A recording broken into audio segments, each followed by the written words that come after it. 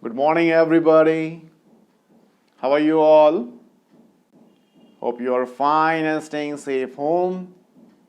Once again, welcome to Class 12 English. This is Sir Manish Vijay welcomes you all in Class 12. How are the studies going on, dear? Hope you are reading and learning regularly, facing no problems. If you have any problems, you can come and ask me in your class. No issues. There's a doubt class every week. As you know, we have started a new chapter in the previous classes, that is chapter number 7, Events Tries and O-Level by Colin Dexter. And we had already taken 2 classes on this chapter and we have completed, we have got to know a lot much about this chapter. Today we are going to continue with page number 75. So before starting today's class, I just like to brief you what we read. We got to read this chapter is all about Evans, popularly known as Evans the Break, who was kept as a prisoner in governor's premises and was eager to take the examination of a German language, that is O-Level. And the examination was conducted. Before that, all the precautions were taken and governor called to the secretary of examination board for the smooth conduction of the examination. Secretary was ready. He was ready to send the invigilator and all the stuff, all the material which was required for the smooth conduction of the examination. Right? Everything, all the stuff which was there in his cell were taken out from his cell, like nail scissors, razor, nail file, which could harm anybody, harm the invigilators. Nothing was kept. Even his cell was also bugged. But this was not hidden from our Evans, as he was a very smart person. He came to know that his cell was bugged, and he got the name also of the person who was gonna listen the conversation. It was the governor himself. He was told by Jackson, and Jackson just warned him to keep his nose clean. He just warned him not to try to escape, as everything was observed properly. And here, our invigilator, Reverend Stuart McCleary, he left his bachelor flat 8:30 a.m. in the morning, same day. He was wearing long black overcoat and clerical hat with the spectacles of thick lenses, with a suitcase which carried a lot many things. I just made you underline the lines, which is a very important question. And now he was coming, right? At 9:15 the examination had to start.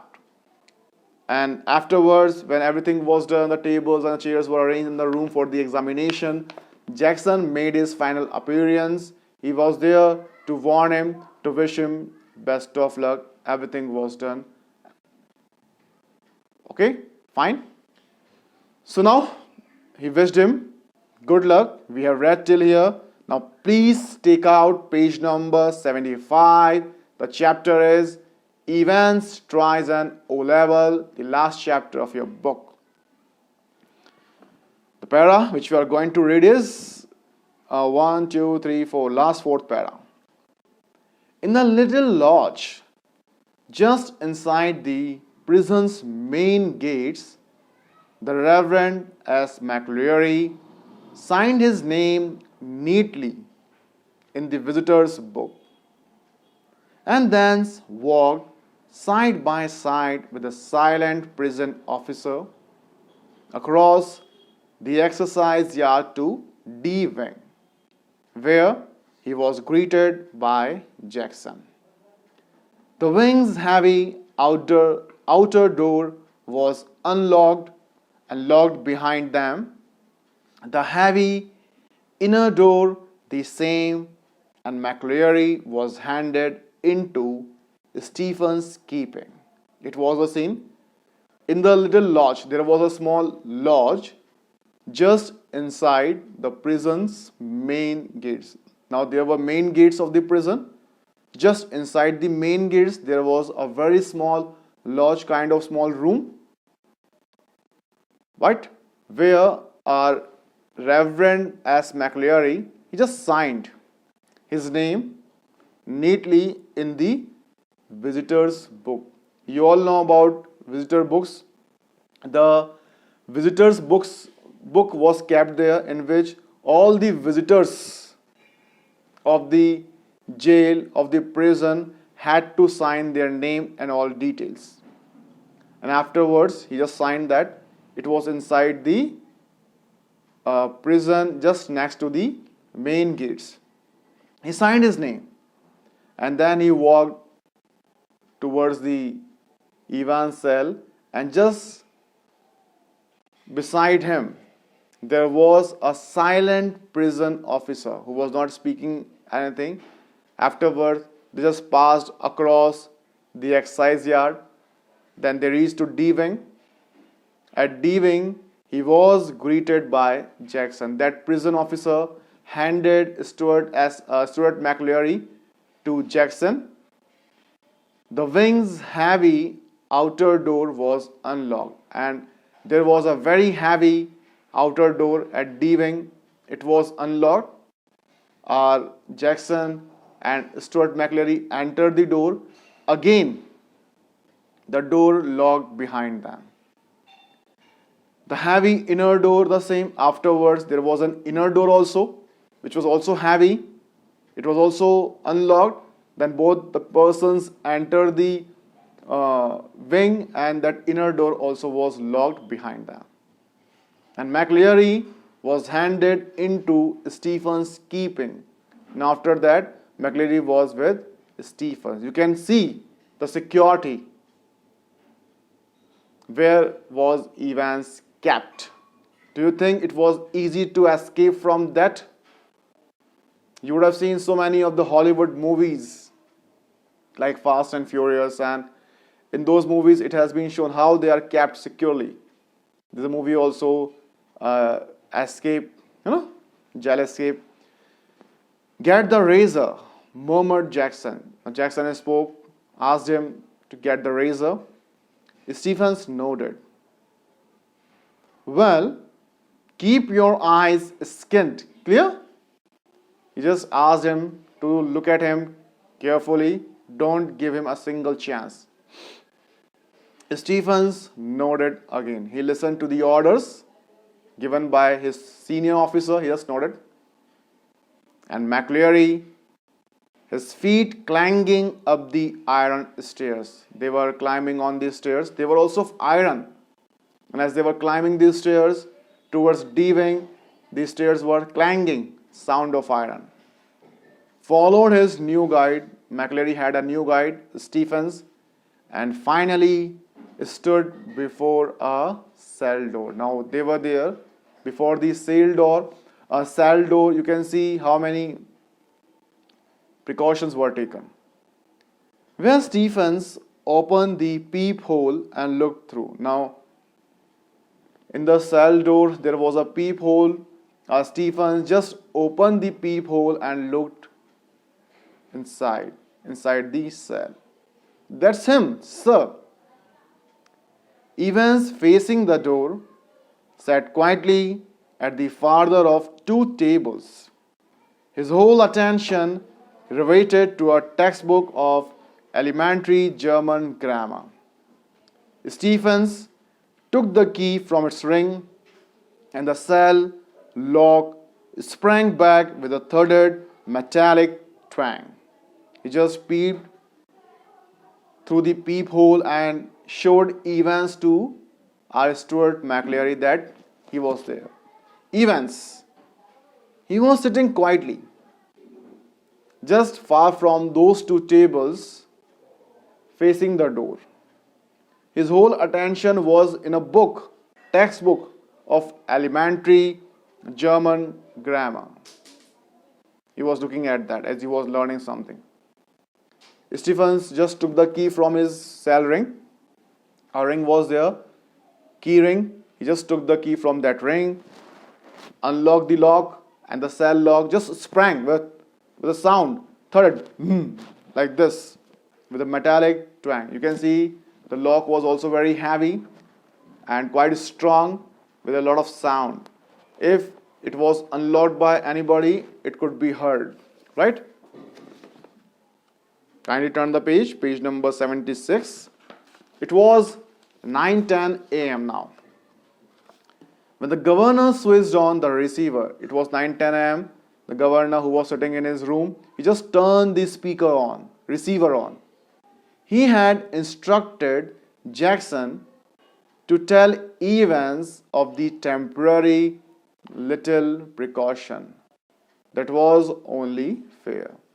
He himself instructed Jackson to tell Evans to take care, to take the precautions, which was fair, as if Evans wouldn't stop it.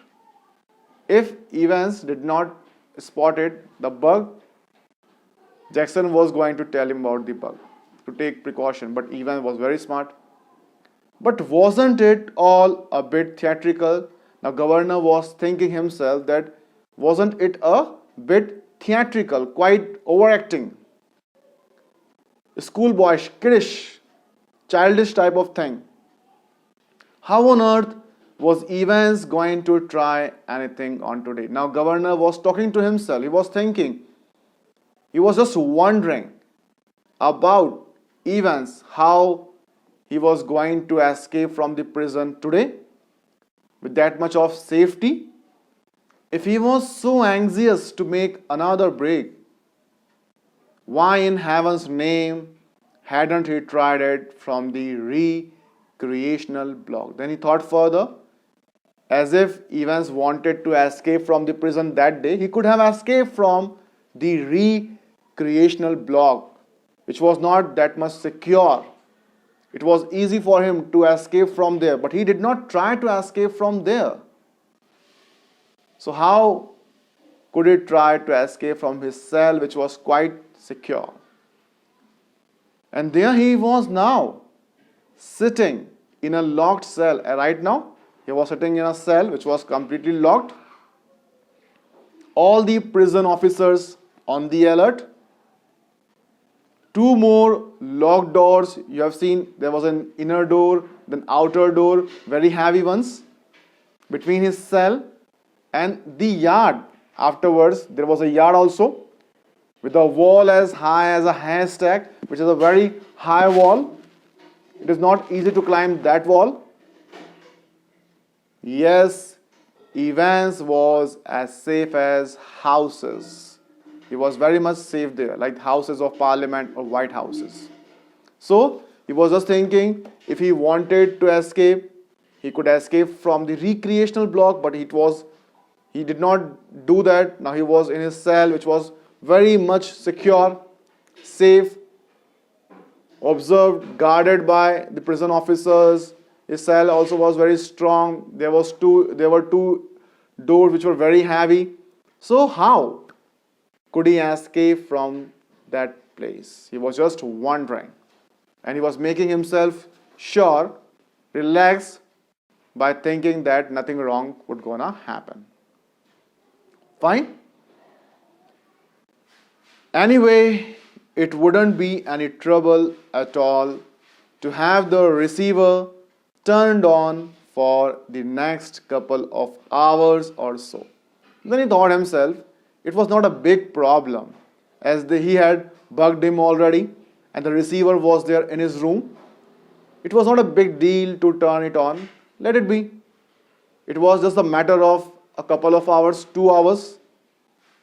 It wasn't as if there was going to be anything to listen to. He was damn sure it was an examination and there was not much thing to hear, because the examination was conducted in the deep silence.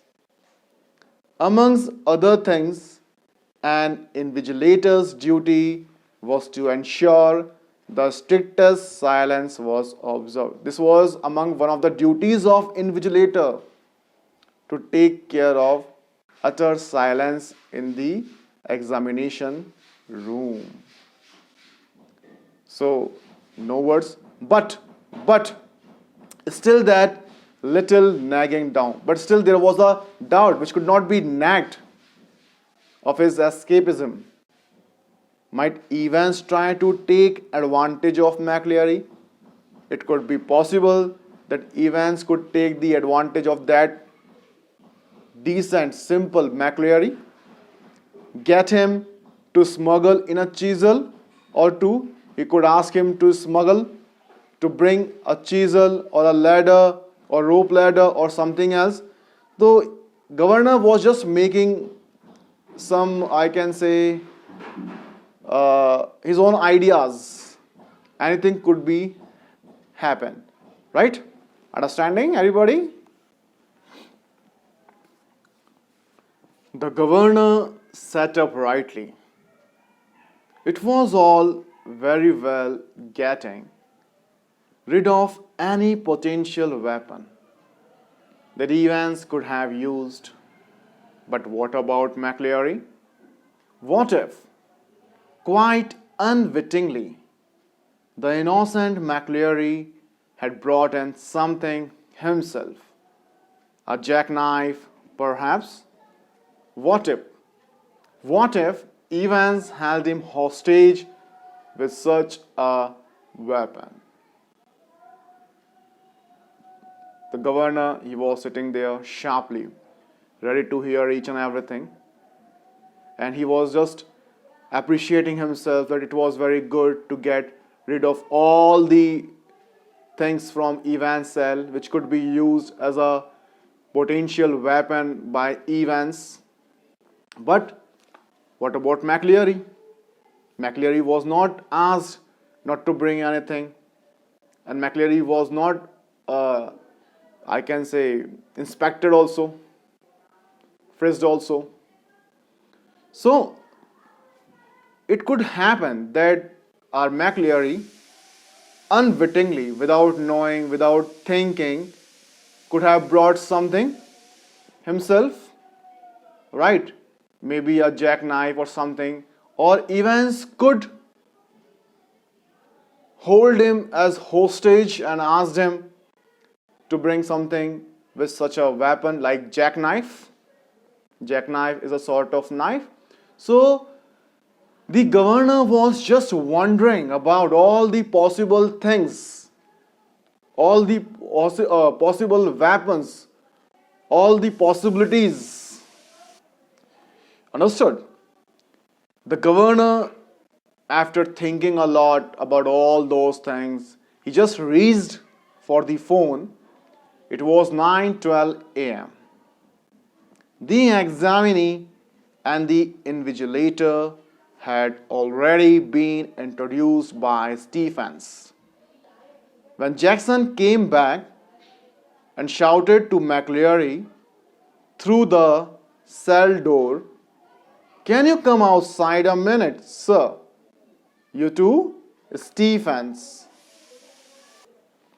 Who was the examinee? Examinee was our Evans and the invigilator was S. McLeary. They both were introduced by our Stephens, and Jackson was there. He came back. Remember, only Stephens, McLeary and Evans were there. Jackson had handed him over at that cell door. And now Jackson came back. He was shouting from the outside to the cell door, and he wanted McLeary to come out. He asked him to come out for a minute, and Stephens too. Jackson quickly explained the governor's worries. He was there, and he just explained why governor was worried about. And McLeary patiently held out his arms at shoulder level, and McLeary was ready to help them. He just held his hands over the shoulder just to invigilate. While Jackson frisked his clothes, he started frisking his clothes properly. Something hard there. When he was frisking his clothes, he found something hard there, and he asked about that to our Reverend McLeary. "My reading glasses," replied McLeary. looking down at the spectacle case. What was there? It was his reading glasses. He just said it was his reading glasses, and he looked down at the spectacle case. Jackson quickly reassured him, and bending down on the landing, thumb flicked the catches on the suitcase. Jackson quickly reassured him, okay, fine. He just bent down and he just thumb flicked the catches of the suitcase. He picked up, the suitcase was open, and the things which were there in the suitcase, they were quite visible. He picked up each envelope in turn, carefully passed his palms along their surfaces. He picked all the envelopes, turned them one by one, and passed his hands over them, and seemed satisfied. He was just passing his palms along their surfaces to make it sure that nothing was there. He riffled cursorily through a few pages of Holy Writ. He just opened that book and just looked at it like a cursor, like this, of Holy Writ. Remember the book brought by McLeary? And vaguely shook the church time, and he just took the newspaper, shook it like this. Everything was done. All right so far. Nothing was wrong. So far, everything was right.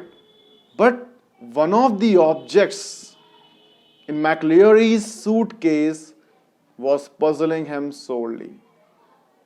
Everything was fine, but there was one object in his suitcase which puzzled him sorely. He was not able to digest that thing. What was that thing which puzzled him? He asked McLeary about that.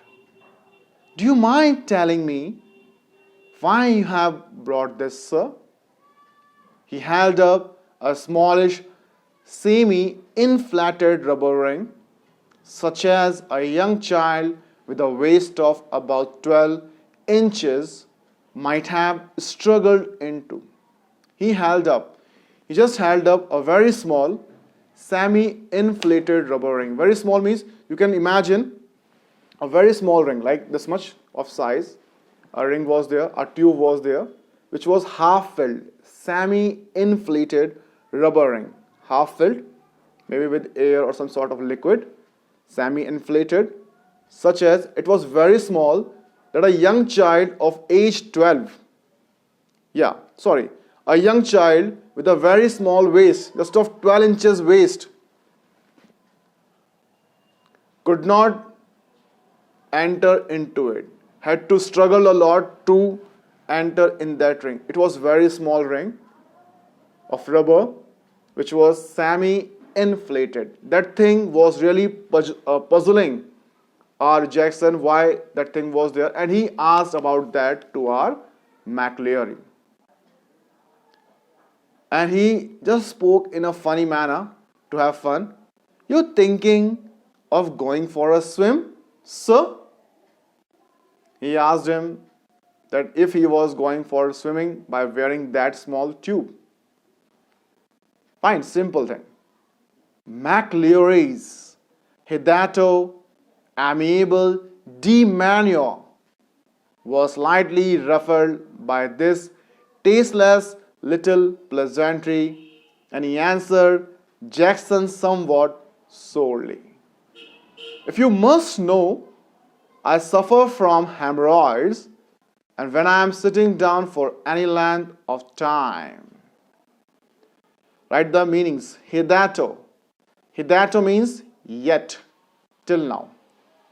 Amiable, friendly. Demeanor, behavior. Ruffled, disturbed. Pleasantry, joy, fun.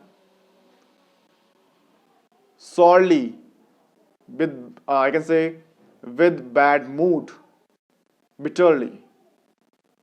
So McLeary's hitherto, till now, McLeary, he was a minister, he was quite friendly, he was very friendly nature, his friendly behavior was there. So till now he was quite friendly. But after this question, McLeary's hitherto amiable demeanor, McLeary's friendly behavior, which was till now, was slightly ruffled, was disturbed by this tasteless little pleasantry, by this joke made by Jackson. Till now he was quite friendly, but when Jackson cut this joke, it was not liked by McLeary.